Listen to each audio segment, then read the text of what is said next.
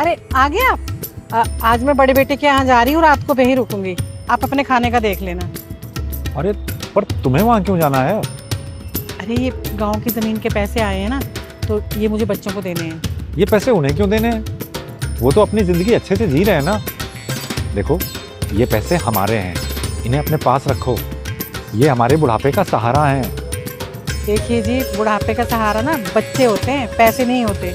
अरे हम यहाँ रहते हैं, हमारा इतना खर्चा नहीं होता यहाँ, लेकिन बच्चे वहाँ शहर में रहते हैं, उनका बहुत खर्चा होता है, तो ये पैसे उनके काम आएंगे। मैं तो यही कहूँगा कि मत जाओ, यहीं रहो, बाकी तुम्हारी मर्जी। लेकिन फिर भी अगर तुम ये पैसे उन्हें देना चाहती हो तो पैसे देने के पहले एक बार उन्हें आजमा जरूर लेना कि तुम्हारा कितना सहारा बनने वाले हैं वो। हाँ, अच्छा ठीक है, मैं देख लूँगी। अब मैं जाती हूँ, कल आऊँगी मैं, ये चाहती हूँ। आप ध्यान रखना।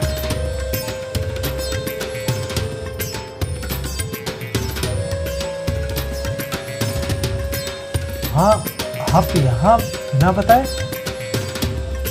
हाँ बेटा, मेरा तुझसे मिलने का मन हो रहा था, सोचा तुझसे मिल भी लूँगी और कुछ दिन तुम्हारे साथ रह भी लूँगी।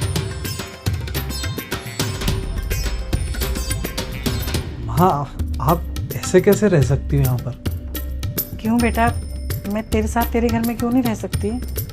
क्योंकि माँ जी, हमने अभी अभी अपना घर बनवाया है, इतना पैसा लगाया है अपने घर के अंदर। हमारे घर में ना बहुत अच्छी खुशबू आती है। अगर आप यहाँ पे आके रहेंगे ना, हमारे घर में बदबू आने लगेगी। बहू, ये क्या बोल रही हो तुम? वही जो आपने सुना। वहाँ पे एक काम करो ना, आप छोटे भाई के यहाँ रह लो। पर बेटा, मुझे याद तो तेरी आ रही थी, मैं तेरे साथ रहना चाहती थी। अब छोटे भाई के पास क्यों जाऊंगी? माँ, सुराग को ये सब पसंद नहीं है, और अब मैं अपनी वाइफ के खिलाफ तो नहीं जा सकता ना। अगर ये हाँ करेगी तो मैं रख लूँगा आपको। इन्हें तो मैं अंदर भी आने नहीं दूंगी, रहने की बात तो भूल ही जाओ। अच्छा बेटा, ठीक है, तो अपना ध्यान रखना। चलो तुम अंदर।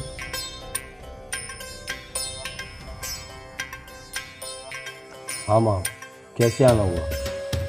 बेटा, वो तेरे पापा का ऑपरेशन होना है, तो उसके लिए मुझे तुझसे 2 लाख रुपए चाहिए। माँ, आप कैसी बात कर रही हो?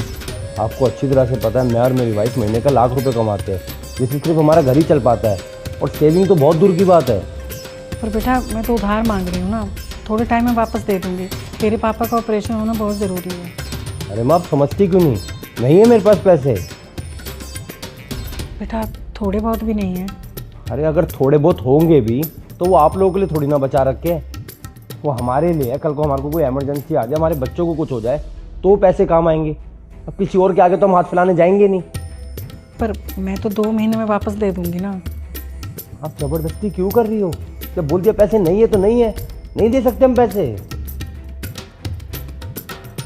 अच्छा चल ठीक है, तू अपना ध्यान रखना।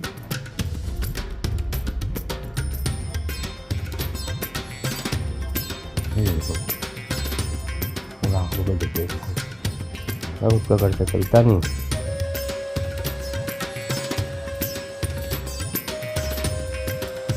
अरे बड़ी जल्दी आ गई तुम तो वहाँ रुकने वाली थी। वो लोग वैसे नहीं है जैसा मैं सोच रही थी। उन्हें कोई फर्क नहीं पड़ता कि हम जिए या मरें, वो बदल गए हैं। यहाँ तक कि उनको तो मेरे कपड़ों में से बदबू आ रही थी, घर के अंदर भी नहीं घुसने दिया उन्होंने, दरवाजे से सुना के भगा दिया।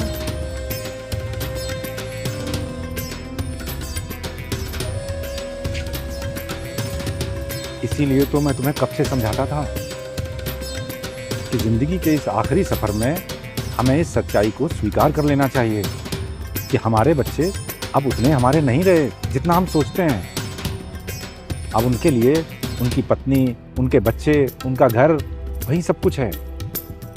अब हमें अपनी दूसरी जिंदगी एक दूसरे के सहारे से ही जीनी होती है। इसमें किसी के सहारे नहीं रह सकते हम। दूसरी जिंदगी का मतलब समझ रही हो ना? हमारी वो जिंदगी जो बच्चों की शादी के बाद शुरू होती है। इसलिए बुढ़ापे में हमें अपने पास कुछ बचत, कुछ प्रॉपर्टी जरूर रखनी चाहिए, ताकि कल को हमें कोई परेशानी आ जाए, कोई हारी बीमारी आ जाए, कोई तकलीफ आ जाए, तो हमें किसी के आगे गिड़गिड़ाना ना पड़े।